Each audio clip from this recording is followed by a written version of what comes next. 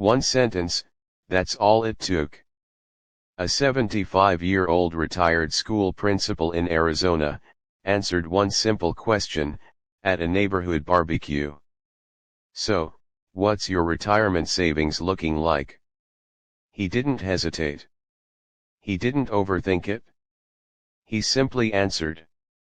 And within 6 months, 3 friendships he had carried for nearly 30 years were gone. No argument. No conflict. No clear reason. They just, slowly, stopped calling. Later, he said something quiet, but powerful. I didn't lose them because I had more, I lost them, because I removed the mystery. After 60, the most dangerous things you can do, don't happen in a hospital, or on a highway. They happen, at a dinner table, with your mouth open. As Robert Greene once wrote, always say less than necessary. Because the more you say, the more ordinary you appear, and the less control you hold. Today, 5 questions you should never answer after 60. 2 quiet habits that slowly damage relationships, and one simple principle beneath all of it that may be one of the most important things you hear this year. The Stoic philosopher Epictetus said it simply: speak only when you must, briefly. So, let's begin. And before we go deeper, if you appreciate slow, calm, meaningful conversations like this, take a quiet moment to subscribe. Because sometimes, one small idea, heard at the right time, can protect years of your life. Question number 1, never answer questions about your money.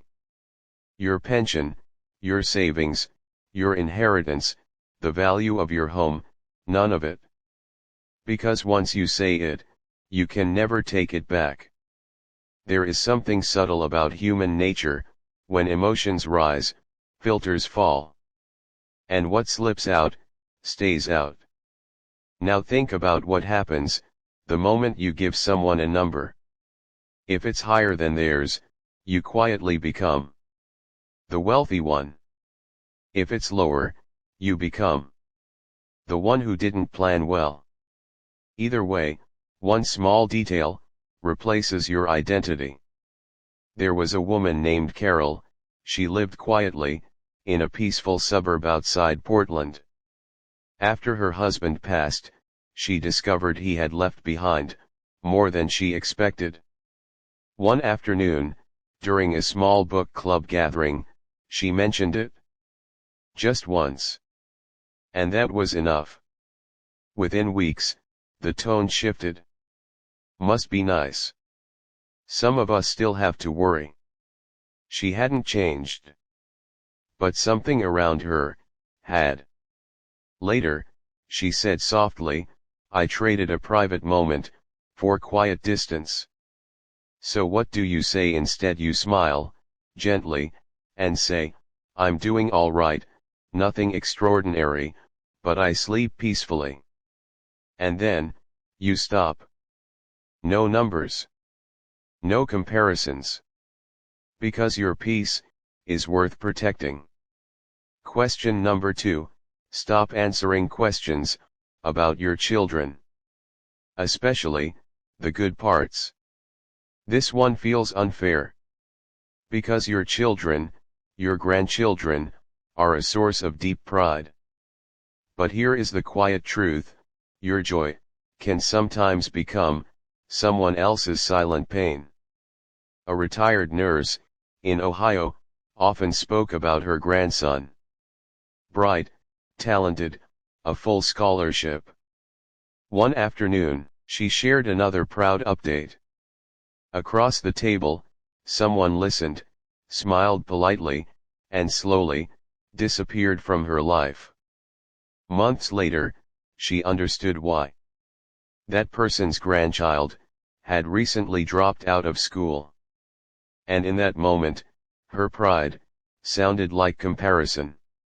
She later said, I thought I was sharing happiness, but I was creating distance. So what do you say instead? Keep it simple.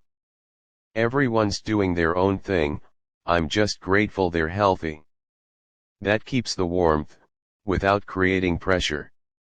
Because after 60, the circle becomes smaller, and every relationship becomes more valuable. Question number 3, never overshare your personal struggles. Your fears, your regrets, your past mistakes, not everyone needs access to them.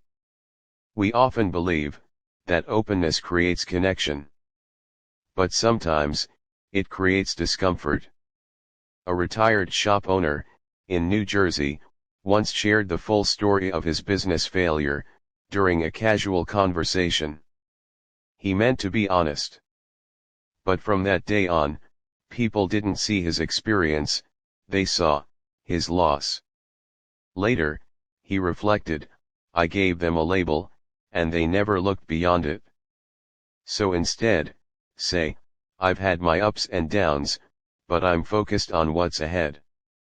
That protects something important, your dignity. Let me share one more quiet story. A 72-year-old widower named Samuel joined a local walking group in Virginia.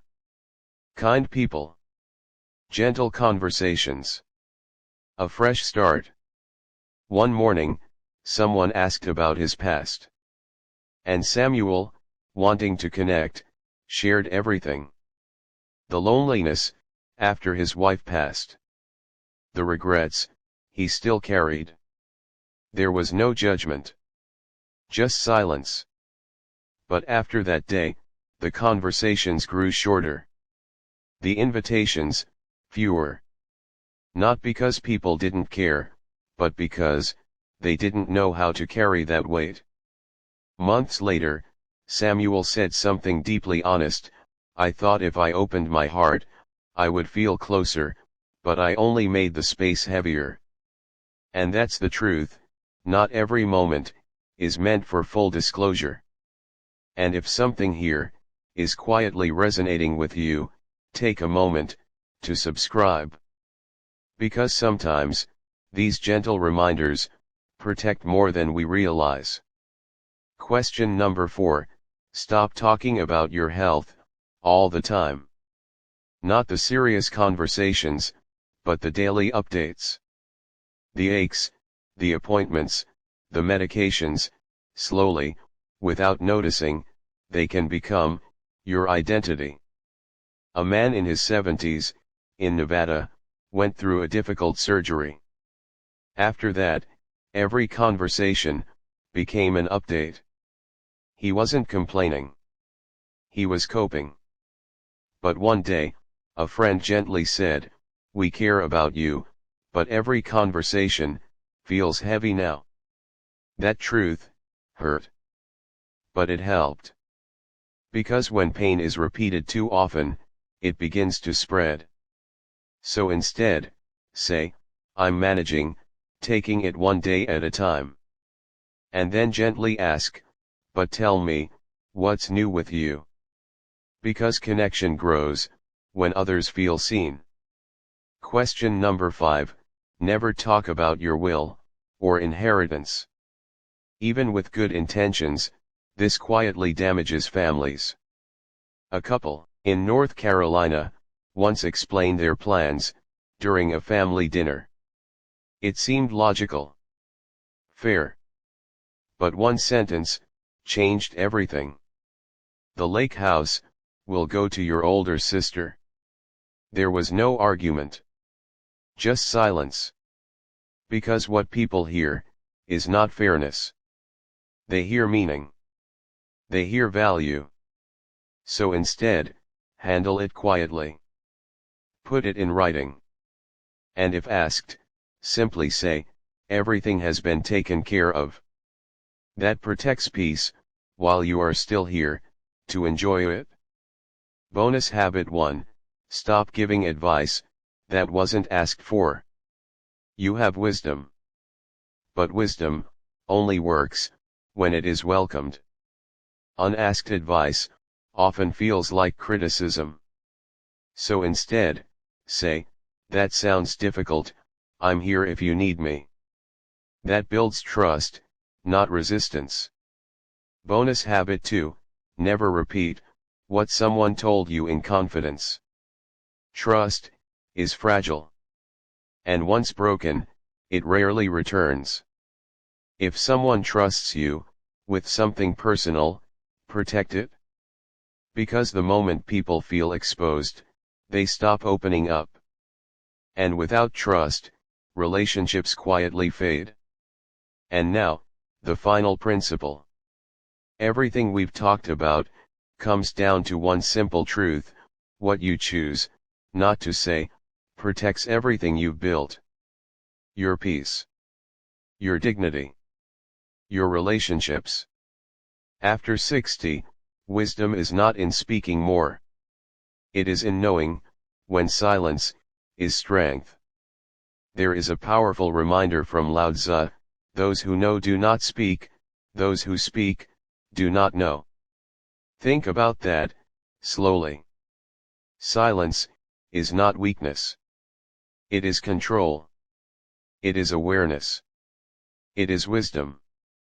Before you go, if this message stayed with you, share it with someone who may need it. And if you haven't already, subscribe, so we can continue these calm, meaningful conversations together. Take care of yourself. And remember, today is still the youngest day of the rest of your life.